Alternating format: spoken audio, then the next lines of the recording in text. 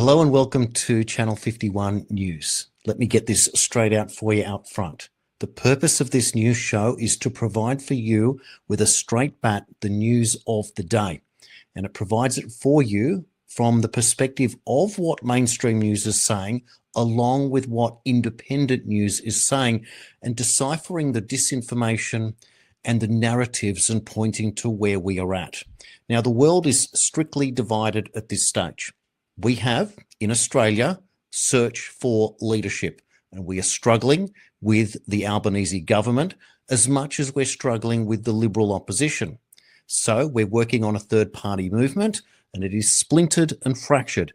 And in the meantime, we have a national party, not Globalist by its name, also working within that coalition of the Liberals. So if we all wanted to get on board with something, what might that be? Likely digital ID. There's a line in the sand. The government, the Labor government, wants it by December that all people will have to provide this information in order to access the internet. Now, if the third-party movement says no, we get up and we try and do something, but we don't get very far.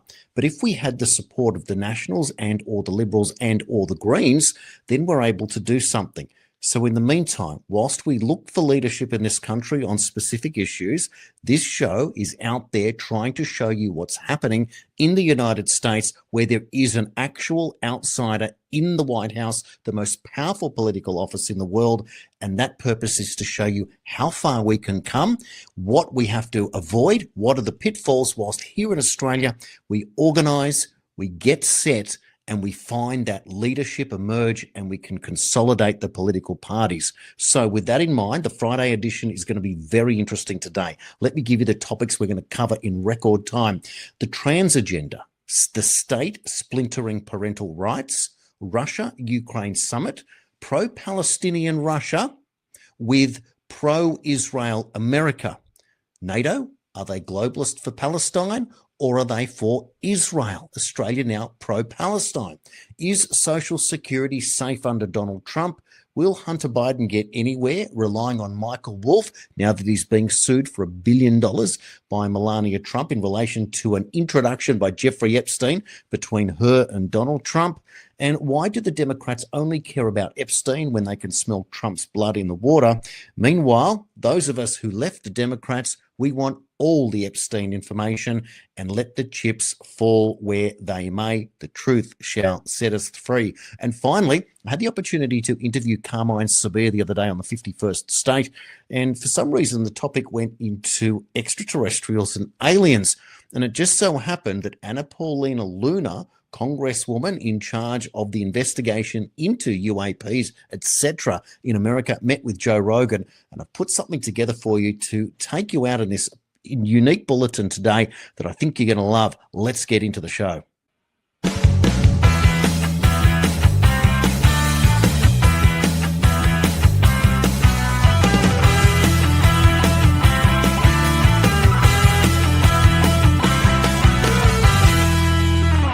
Transgender kids are 15 times more likely to kill themselves. So whether it's across our schooling system or across our health system, supporting those kids and supporting those families should be a priority because it's the right thing to do. What's not right is this ongoing campaign to tear down programs that are about strengthening kids' resilience. It's about preventing bullying. It's about protecting kids against future harm. That's what needs to stop.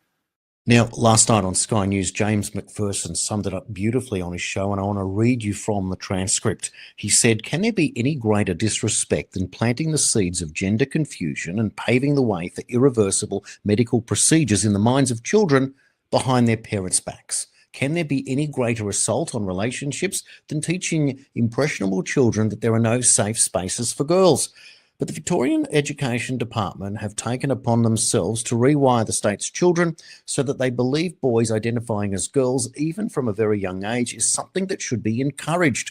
Kids are taught that if students question Stacey's spot on the girls' team, Stacey is right to tell them, yes, I can play with the girls' team because I'm a girl. Oh, for extra gravitas, go ask the teacher. yes, the teacher is now the final arbiter of your child's reality. It's all about protecting kids and strengthening resilience, she said with a straight face. And if you believe that, you will probably believe that women can also have a penis and men can get pregnant. In the end, Victoria's school curriculum isn't about respect or relationships. It's about the state quietly inserting itself between parent and child, planting confusion where there should be security, and building a generation for whom truth is whatever the education department says it is this week. And for obvious purposes, children still believe in Santa Claus, the Tooth Fairy, and get to dress up as their superheroes. So how do we juxtapose that with what the education department is by confusing children in the first place? Now, let's head over and hear from Vladimir Putin on the eve of the Russia-American summit. Который, как всем хорошо известно, предпринимает. And secondly, I will tell you about the stage we are at with the current American administration, which, as everyone knows, is making, in my opinion, quite energetic and sincere efforts to stop the hostilities, stop the crisis and reach agreements that are of interest to all parties involved in this conflict, in order to create long-term conditions for peace, both between our countries and in Europe, and in the world as a whole. If, at the next stage, we reach agreements in the area of control over strategic offensive weapons. Now let's hear from President Trump and his perspective in that this is a process. It's not necessarily going to be over in the first instance. There may be a follow-up summit and it may still yet fail. This meeting sets up the second meeting. The second meeting is going to be very, very important because that's going to be a meeting where they make a deal, and I don't want to use the word divvy things up, but, you know, to a certain extent, it's not a bad term, okay? But there will be a give and take as to boundaries, lands, et cetera, et cetera. The second meeting is going to be very, very important. This meeting sets up, it's like a chess game. This meeting sets up the second meeting. But there is a 25% chance that this meeting will not be a successful meeting, in which case I will run the country, and we have made America great again already in 6 months. But this was a war. If I didn't get in here, this could have been World War III, I'm telling you. Biden had no idea. He had no clue. But they're still losing thousands of soldiers a week, and we have to we have to get that taken care of. Democrats are complaining that Donald Trump doesn't care about them at a time when he's talking about using the tariffs to bring down income taxes for those earning under $150,000 to zero. Well, here he is talking about Social Security. Under Trump, it's not going anywhere. It's the 90th anniversary right now of Social Security.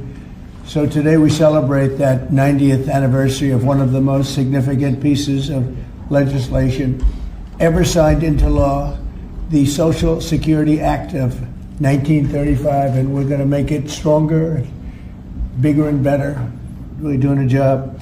In the campaign, I made a secret pledge to our seniors that I would always protect Social Security, and under this administration, we're keeping that promise and strengthening Social Security for generations to come. You keep hearing stories that in 6 years, 7 years, Social Security will be gone, and it will be if the Democrats ever get involved because they don't know what they're doing, but it's going to be around a long time with us. Meanwhile, Hunter Biden has come out and alleged that Jeffrey Epstein introduced Melania Trump to Donald Trump, and Melania Trump is not happy. Let's take a look at this clip now and explain exactly what Hunter Biden is relying upon in order to make these claims. Presidential litigation has arrived. It's lawsuit time. In my hand is a legal demand letter addressed to Mr. Hunter Biden from the First Lady of the United States, demanding a retraction of Channel 5's video called Hunter Biden Returns, in which Mr. Biden here makes some speculative comments about the relationship between Jeffrey Epstein, Melania Trump, and Donald Trump. Okay, well, they knew each other well. They spent an enormous time together. According to his biographer, is that Jeffrey Epstein introduced Melania. That's how Melania and the First Lady and the President met. Really? Yeah. Epstein made the intro. Yeah, according to Michael Wolff. According to AI Overview, Fire and Fury inside the Trump's White House by Michael Wolff faced significant criticism regarding the accuracy and journalistic standards of its reporting. Critics questioned the reliance on unnamed sources, the lack of corroboration for some claims, and Wolff's history of potentially unreliable reporting. Some argued the book relied on rumours and gossip rather than verifiable facts, and Wolff is linked to Russiagate reporting and a false story with Robert Mueller and false charges. And so I only can go by what people are saying, and I don't know. He didn't make these claims out of nowhere. They come from another journalist named Michael Wolff, who is a biographer that actually spoke to Jeffrey Epstein. But now here we are. And I've got $1 billion document in my hands because Mrs. Trump is seeking $1 billion in damages if we don't take the video down and if Hunter here doesn't issue a formal apology to Mrs. Trump. So now we're here maybe to give you the platform to apologize to the First Lady for your statements that you made about her possible connection to Jeffrey Epstein. That's not going to happen.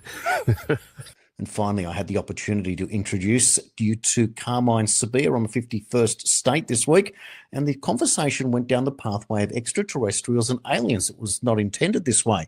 But what was really interesting was then seeing Paulina Luna on Joe Rogan and the way this played out. I've put it together for you. I hope you enjoy this very special edition of Channel 51 News for Friday. Please like, comment, share. Tell me what you like. The agenda now is taking a very hard turn. Up until last Congress, if you even said the word UAP or UFO, people actually told us that if we went forward with these investigations that we were going to ruin our political careers. And so, we're in the mindset of, well, like, why wouldn't we ask these questions? And also, too, if no one wants to touch it, like, there has to be something here, right? Right.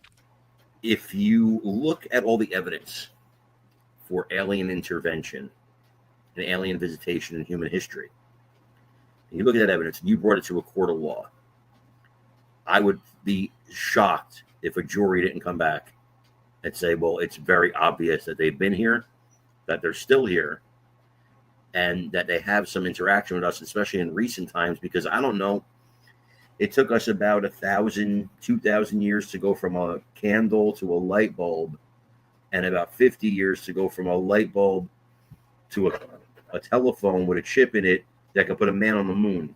I can also tell you, and this might sound crazy, but based on our investigations and stuff that we've seen, okay, there is definitely something that I think would rival what we know currently with physics, and a tech that potentially is out there that we don't have the ability to reproduce, because it would basically be like dropping a cell phone right off back during the time of maybe caveman. So like we just don't have the tech to develop it yet. Okay. Something happened after Roswell that changed technology in ways that defy logic. We jumped thousands of years of technology in the blink of an eye, my friend, in the blink of an eye. And it's hard to fathom how that can be if there wasn't some intervention somewhere. I believe that the ship that passed us, I can't pronounce the name of it, Ogabuku, whatever it was, years ago. Yes. I believe that was an alien ship. I believe 100% that the evidence suggests it. And the evidence suggests this next one that's coming is an alien ship, because it'd be a hell of a coincidence, the trajectory it's taking alongside planets to kind of whip itself with a gravitational pull and then hide behind the sun. It seems very likely to me that there's some intelligence behind it. It's not shaped like it should be to be natural. It's not moving like it should be to be natural. But just like people who try to deny God, people will try to deny aliens because they can't bring themselves to admit that it's probably true. What I can also tell you is based on our interviews, and this has been something that you can go back and watch with the congressional hearings, but I was actually able to ask some of the witnesses, what are these things? And they keep saying interdimensional. And then when you talk about the interdimensional aspect of, are these things pre-existing, maybe outside of what we currently know as our own dimension, that stuff can kind of all sound crazy. But at the end of the day, my job as an investigator is to receive all the information, decipher it, and then ultimately from a congressional aspect, if you do have contractors that are withholding information or operating outside of the purview of the federal government, there's budgetary issues, but there's definitely something that I can tell you with confidence that exists that we don't know how to explain currently. But if you look at biblical texts, if you look at the ancient Hindu texts, if you look at the Quran, if you look at Mayan texts, any ancient text, they talk about beings in the sky, good and evil, having a war with each other over humans. We're the prize. Now, I would suggest to you that maybe it's angels and demons. Maybe it's more spiritual than it is, alien. I guess break it down in simple terms is that I think that some of the tech that exists, that whatever these things have, these energy things have. Energy things? What do you mean? Well, they call them interdimensional beings. I think that they can actually operate through the time spaces that we currently have. And that's not something that I came up with on my own. That's based on stuff that we've seen. That's based on information that we've been told. And then also, too, I think that there's this historical aspect of, this gets into the deeper theories and concepts of religion and I think the history that we currently know and that kind of spins off into another topic of you have the modern day Bible, you have this aspect of Bibles or books of the Bible that have been removed that explain and kind of touch on these topics. And I think that we're in a time and age where you have such a vast amount of information that we have access to via social media, via your cell phone, via the internet. And so it's really changing the way that we understand, the origins of life and the spiritual reality that we know. And I would advise you to look at what happened at the Miami Mall a few years ago. I believe it was called the Bayside or Bayshore Mall. Are you familiar with that story? No, please tell me. So there was witnesses at this mall in Miami who said that there was like this portal that opened up inside the mall, and these giant shadow beings walked out. Now, I sound crazy talking about this. I wasn't there. I don't know what happened. Well, 180 police cars showed up to this mall. Every cell phone, as people were walking out, their cell phones were confiscated and wiped. This is what witnesses said. Witnesses then came on, and they did TikTok videos talking about, this is what I saw. And there was one or two videos that survived that look really like, what the hell is that in that video? But witnesses, then all of a sudden these witnesses, about a week later, looking like they're in a hostage video, recanted their stories. Oh, I was just pranking. I didn't mean it. None of that stuff happened. And a couple of those witnesses were never seen again. And the official reason that the police gave for 180 police cars showing up was a group of teenagers got into a fight with sticks and fireworks. When you say interdimensional beings, that they know that these are interdimensional beings, how do they know that? Based on testimony would be based on witnesses that have come forward. But what I can tell you is the witnesses just were told that they were interdimensional? that they've seen things. And what I can tell you without getting into classified conversations is that there have been incidences that I believe where very credible people have reported that there have been movement outside of time and space. 180 police cars for a group of teenagers who got involved in a fight with sticks and fireworks. 3 or 4 days after President Trump, who was then Donald Trump, wins the election in 2016, the US Secretary of State, John Kerry, boards a plane and goes to Antarctica. I'll put up the article right here for you on the screen. This was in PBS. I've picked it out from just now for you. Look at the date down the bottom there, November 11, 2016. John Kerry lands in Antarctica, highest US official to ever visit. Now, that one had me stumped for some time and still don't know. There he is on the ice in Antarctica.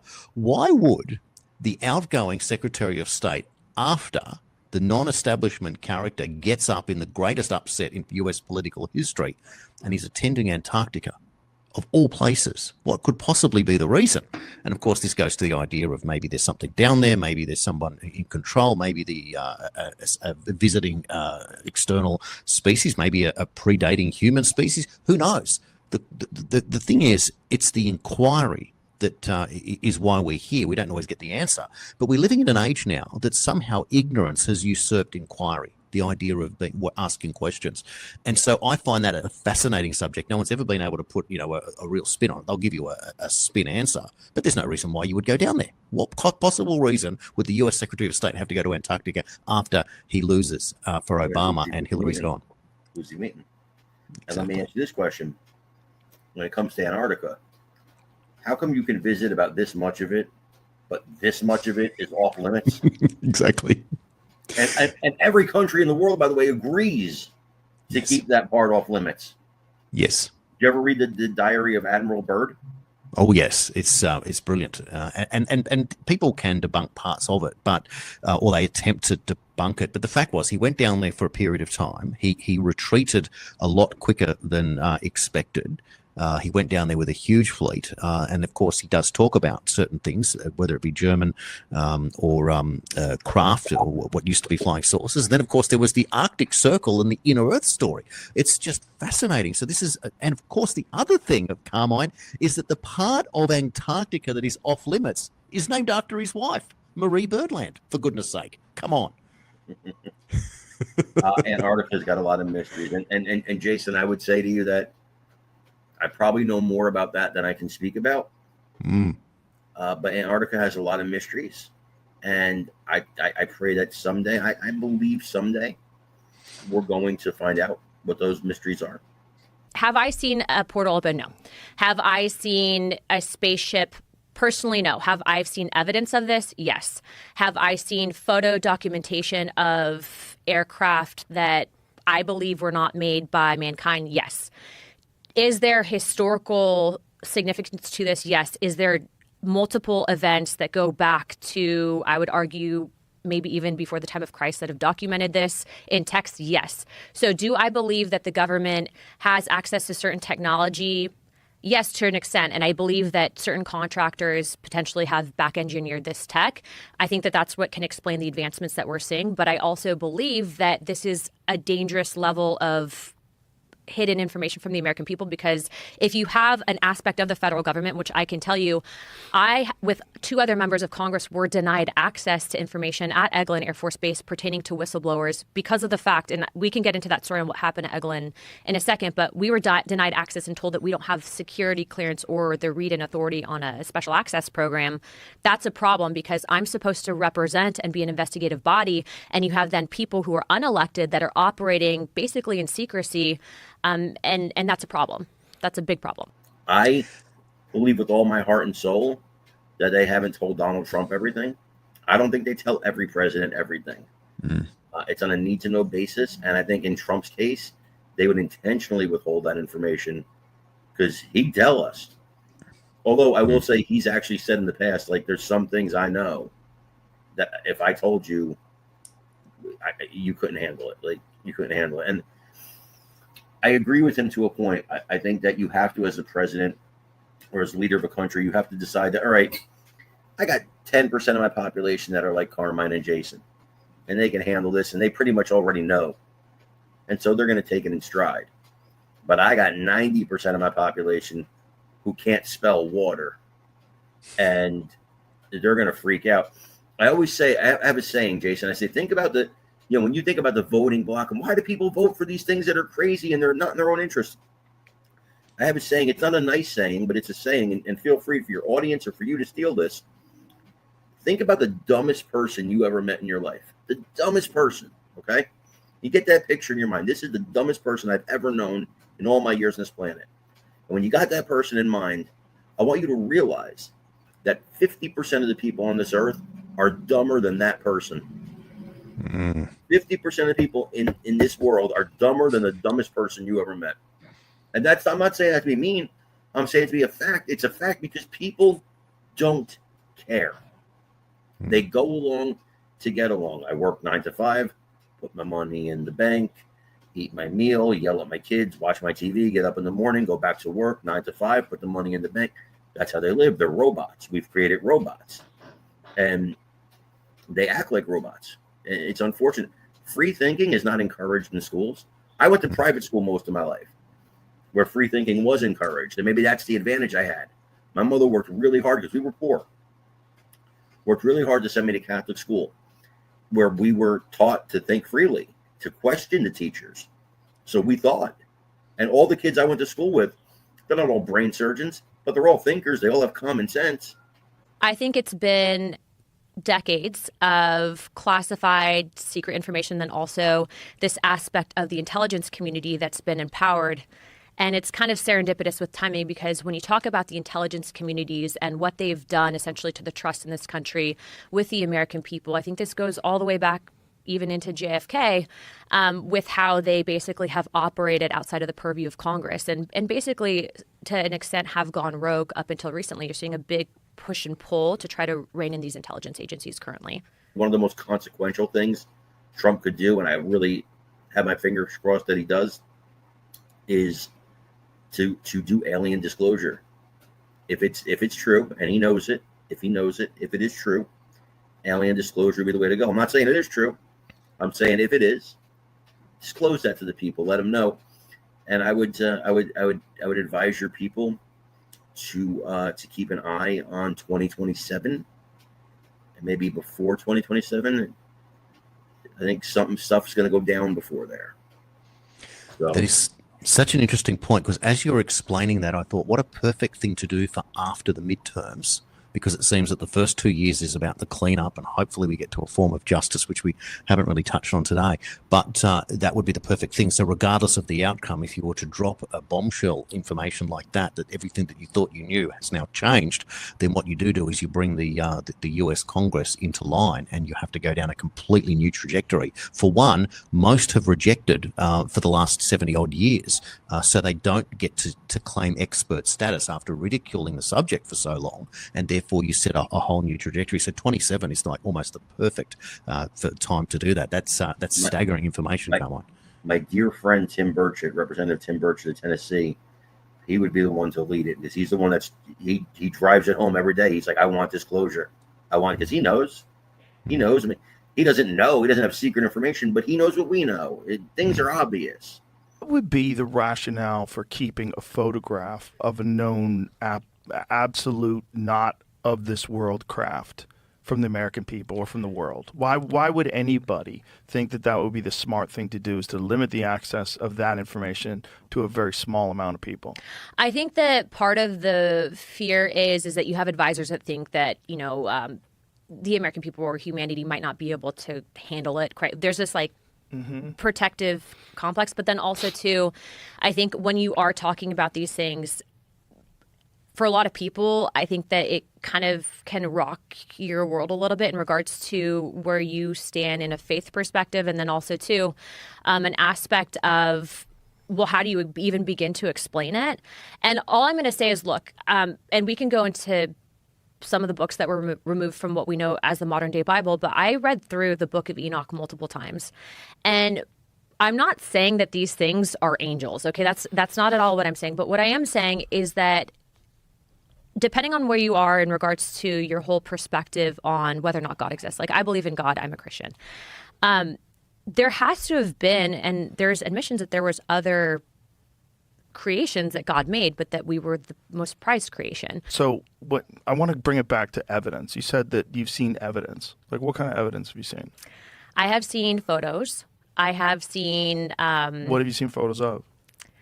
So I was in a skiff, and I can't discuss all that was in a skiff, but what I can tell you is based on the photos that I've seen, I'm very confident that there's things out there that have not been created by mankind.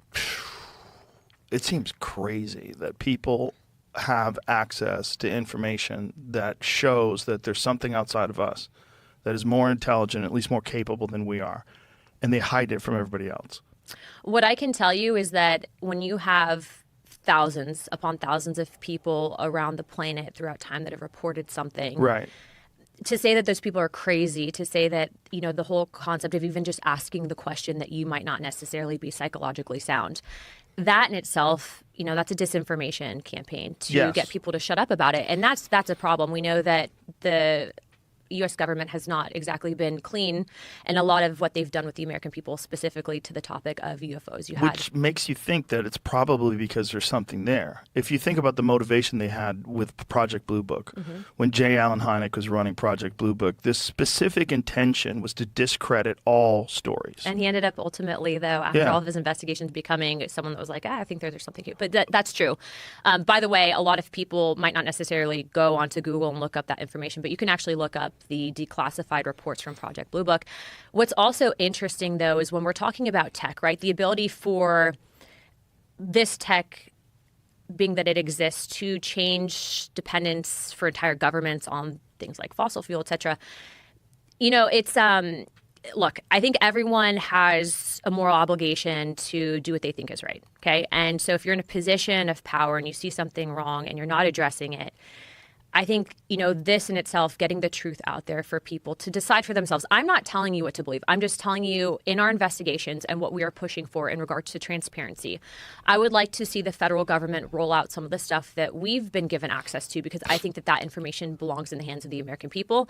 And it's not even just the U.S. government. I mean, there's other countries around the world that have done certain things like this. Now, look, I've had a lot of crazy people show up at my office and say, I've heard it all. Yeah, I've been to Mars. I have a chip in my brain, all this stuff. They all have chips. We had this one guy that showed up that was trying to give us a USB. He's like, put this in your computer. They're going to kill me for this. And runs away. And I'm like, I'm not putting that in my computer. But based on our investigations, what I will tell you is, there's been 2 members of Congress that are actually helping to lead out these investigations with me. And the reason I say that is because up until last Congress, if you even said the word UAP or UFO, people actually told us that if we went forward with these investigations that we were going to ruin our political careers. And so, we're in the mindset of, well, why wouldn't we ask these questions? And also, too, if no one wants to touch it, there has to be something here, right? Right. What would be the rationale for keeping a photograph of a known absolute not of this world craft from the American people or from the world? Why would anybody think that would be the smart thing to do, is to limit the access of that information to a very small amount of people? I think that part of the fear is that you have advisors that think that, the American people or humanity might not be able to handle it. There's this protective complex, but then also too, I think when you are talking about these things, for a lot of people, I think that it kind of can rock your world a little bit in regards to where you stand in a faith perspective. And then also, too, an aspect of, well, how do you even begin to explain it? And all I'm going to say is, look, and we can go into some of the books that were removed from what we know as the modern day Bible, but I read through the book of Enoch multiple times. And I'm not saying that these things are angels. Okay, that's not at all what I'm saying. But what I am saying is that depending on where you are in regards to your whole perspective on whether or not God exists, I believe in God, I'm a Christian. There has to have been, and there's admissions that there was other creations that God made, but that we were the most prized creation. Thanks for watching Channel 51 News today. I hope you've enjoyed the show. And from Monday, we will get stuck into the topics and explore and break down Israel versus Palestine and how this is playing out for you at home and all of us around the world. How do you pick a side? Do you pick a side, or do you just stay Switzerland? See you all on Monday.